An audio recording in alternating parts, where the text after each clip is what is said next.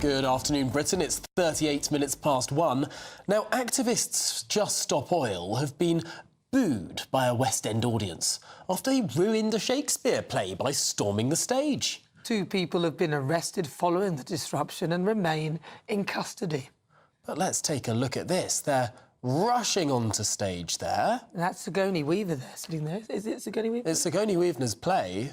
Yeah. But that that was the scene last night. Yes. So, is it time that we ban these sort of climate protests for good? Well, delighted to be joined by his spokesperson for Just Stop Oil, Dr. Bin Jones. Dr. Bin, thank you for joining us. Now, of course, for legal reasons, we can't talk about the specifics of the case last night, now that there have been arrests. But moving to the generality of these disruptive protests that Just Stop Oil uses, do you think it does your cause any good? Well, Tom, it's got me on your programme. I didn't hear you ringing me up yesterday or the day before to come and tell you the truth. Got to put my cards on the table now, right? Your introduction always sets these actions in a kind of a negative way. Look, I'm a doctor. I'm used to dealing with evidence and facts. There's nothing worse than watching somebody dying slowly and unnecessarily because they didn't know until it was too late. The facts are terrifying, and these people going onto that stage are just trying to tell your audience the facts. The Californian wildfires costing billions. We've seen hundreds dead in Spain and 100,000 cars destroyed in one day. And it's caused by burning of fossil fuels. And there's one action which needs to be done, and that's what these people went on that stage to say. There's a single essential action, which is that we've got to stop burning oil, coal and gas by 2030. It's urgent.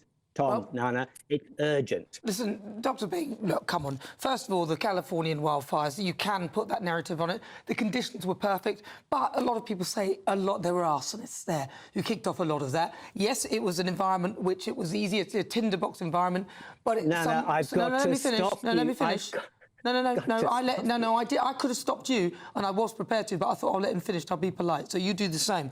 So the point is, a lot of these things that you're quoting, the wildfires, OK, if you don't think it was arson, whatever, but we are doing it. The governments are pushing for net zero.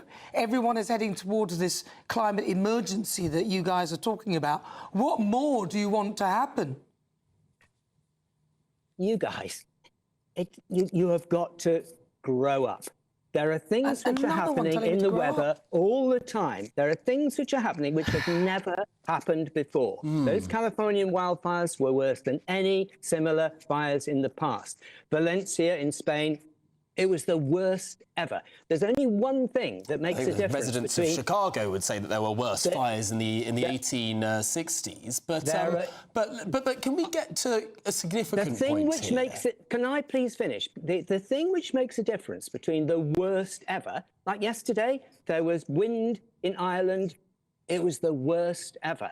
Your audience really does need to know. The thing that makes it different between what happened before and the worst ever is burning oil, coal and gas. Listen, the people that went on the stage were there to say, we passed 1.5, the last... OK, listen, let's not talk about that. Listen, when did records begin?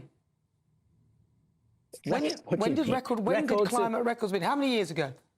There have been climate records of different quality since time immemorial. Since but when? The fact specifically, is that we have to, since when? Deal I'll with tell facts. you, it's about 140-something years we've had actual records, 170 years. That's not since time began. That's since we started recording it, where we have official documentation. You weren't here billions of years ago. No, so you don't know, Dr. Bing.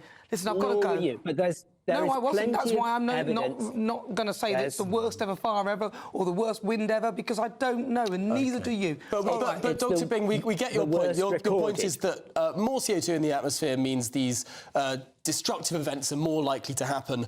Other people might say that, yes, whilst there are more extreme weather events, there's also more economic progress and more ability to deal with those sorts of events, and fewer people died in these sorts of events this year than in previous years, despite the events being worse.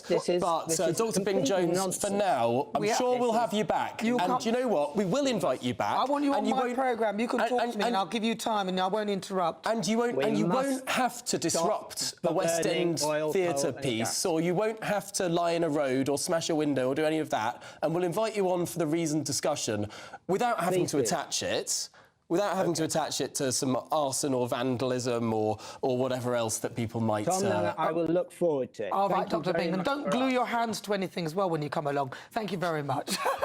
Well, we're going to stick with the subject of net zero now because a former government scientist has written to the Energy Secretary saying that the UK's net zero plans are an engineering fantasy, underestimating all the challenges and the costs.